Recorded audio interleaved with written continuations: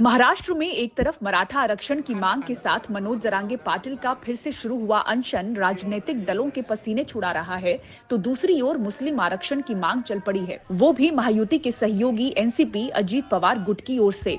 अजीत पवार गुट का कहना है कि आंध्र की तर्ज पर महाराष्ट्र में भी मुसलमानों के लिए नौकरी और शिक्षा में आरक्षण लागू होना चाहिए, वरना आंदोलन होगा। आंध्र प्रदेश में चंद्रबाबू नायडू जी की टीडीपी पार्टी मुसलमानों को 4% आरक्षण देने जा रही है, वो भी महायुति के साथ। अब मुझे महाराष्ट्र गवर्नमेंट से यही दरख्वास्त है, यही निवेदन है कि महाराष्ट्र के मुसलमानों ने क्या गुनाह किया है।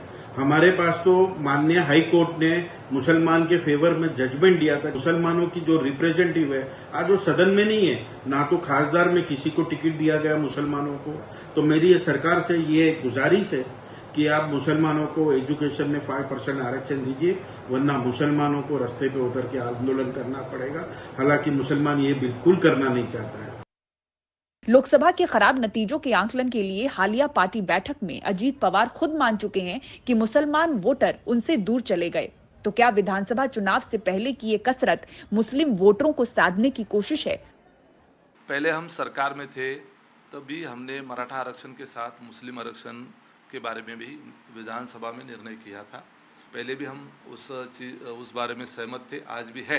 हमारा ये मानना है कि अल्पसंख्यक समाज को दूसरे समाज के साथ उनको लिफ्ट करने के लिए रिजर्वेशन एक अच्छा तरीका है जो उनको आगे लेके आने के लिए ज़रूरी है।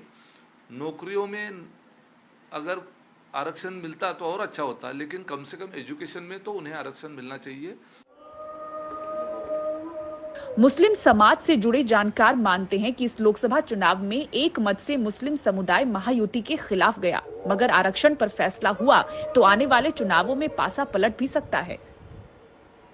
मुसलमानों का एकतरफा वोट बीजेपी, शिंदे गुट और अजीत दादा गुट के खिलाफ गया। आज महाराष्ट्र में माइनॉरिटी के बहुत से मसले हैं, 5% रिजर्वेशन है, मौलाना आज़ाद है और बहुत सी ऐसी चीज़ें हैं। अगर इन मसलों पर शिंदे गुट या एनसीपी अजीत दादा का गुट मुसलमानों को सपोर्ट करता है, 5% रिजर्वेशन पर आज वो करके देता है। जिस आपने मराठा रिजर्वेशन तो करने की बात की, लेकिन मुसलमानों के माइनॉरिटी का जो 5% रिजर्वेशन था वो भी नौकरियों का रिजर्वेशन था। अगर आप वो करके देते हैं तो यकीनन माइनॉरिटी क्यों नहीं सोचेगी। जो आप उनके मसाइल को हल करिए, यकीनन मुसलमान आपके साथ भी आएगा।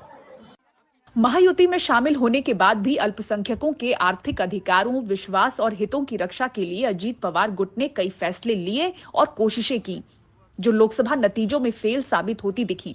अब मराठा आरक्षण के आंदोलन के बीच एनसीपी की मांग से गठबंधन सरकार की मुश्किलें बढ़ना तय है।